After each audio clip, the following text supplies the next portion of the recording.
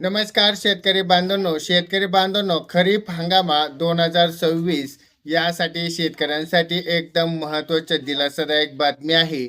म्हणजे राज्य सरकारकडून खताचे युरिया असेल, DAP असेल यासाठी साठवणसाठी एक महत्त्वाचा निर्णय आणि महत्त्वाचा जी-आर आलेला आहे.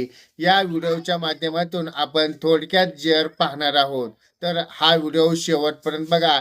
चॅनलवरती नवीन असाल तर चॅनलला सबस्क्राईब, लाईक आणि शेअर करायला विसरू नका. शेतकरी मित्रांनो, मान्य आणि अशी खरीप शेतीची हंगामा माहिती आणि सरकारी 2026 जी-आर करिता बघण्यासाठी युरिया आपल्या आणि चॅनलला DAP खताचा सबस्क्राईब केलं नसेल सुरक्षित तर साठा सबस्क्राईब करा बफर आणि स्टॉक हा ठेवण्यासाठी व्हिडिओ हा आपल्या जी-आर आहे. शेतकरी हा जी-आर बांधवांपर्यंत आपल्याला शेअर करा. 10 मार्च भेटूया पुढच्या 2026 व्हिडिओमध्ये. या रोजी तोपर्यंत आपल्याला आलेला आहे. धन्यवाद.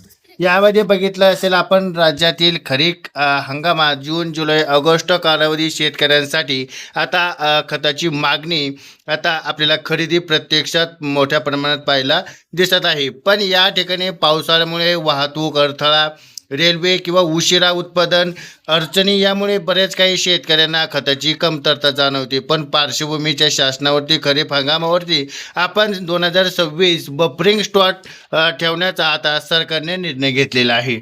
यामध्ये बघितलं असेल 11 फेब्रुवारी 2026 एक बैठक पार पडली आणि सादर बैठकीमध्ये आपल्याला नमूद करण्यात आले की शासनाच्या नियमित करण्यात आलेल्या सादर बैठकीमध्ये अनुषंगाने आपल्या निर्गमित केलेल्या निवृत्ती राज्यात खरीप हंगामा 2026 युरिया आणि DAP खताची उपलब्ध करून देण्यासाठी आपण हा जी-आर उपलब्ध केलेला आहे. यामध्ये बघितलं असेल युरियामध्ये बघितलं असेल आपण 1.5 लाख टन आपल्याला आणि DAP खतांचा 0.25 लाख टन आपल्याला साठवण्यासाठी बफर स्टॉकसाठी मान्यता देण्यात आलेली आहे.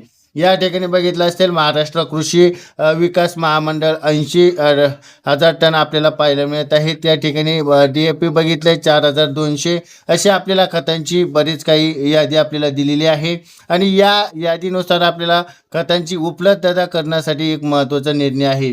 प्रास्ताविकता खर्च आपल्याला व्यक्ती सेवा कर GST साठी अज्ञात करण्यात यावा यासाठी पण बरेच काही आपल्याला माहिती देण्यात आलेली आहे. या ठिकाणी बघितले आपण या शेतकऱ्यांसाठी महत्त्वाचं काय आहे की शेतकऱ्यांचा खर्च युरिया खर्चासाठी आपल्याला 1,457 प्रति टन पाहायला मिळतोय.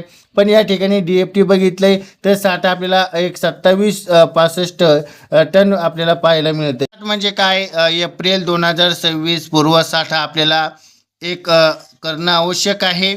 यामध्ये आपल्याला एक जिल्ह्यामध्ये आपल्याला एक कृषीचं जे खत आहे त्या खतांचे आपल्याला नियोजन करणं महत्त्वाचं आहे. आणि शेतकऱ्यांना यामध्ये असा फायदा होईल की खरीप हंगामामध्ये खर्च आणि टंचाई कमी होईल आणि खर्च आपल्याला वेळोवेळी हे खत आपल्याला उपलब्ध होईल आणि पिकांना वेळचीवेळ आपल्याला नियोजन करता येईल. शेतकरी मित्रांनो, अशी शेतीची माहिती आणि सरकारी जी-आर बघण्यासाठी आपल्या चॅनलला सबस्क्राईब केलं नसेल तर सबस्क्राईब करा आणि हा व्हिडिओ आपल्या शेतकरी बांधवांपर्यंत शेअर करा. भेटूयात पुढच्या व्हिडिओमध्ये. तोपर्यंत धन्यवाद.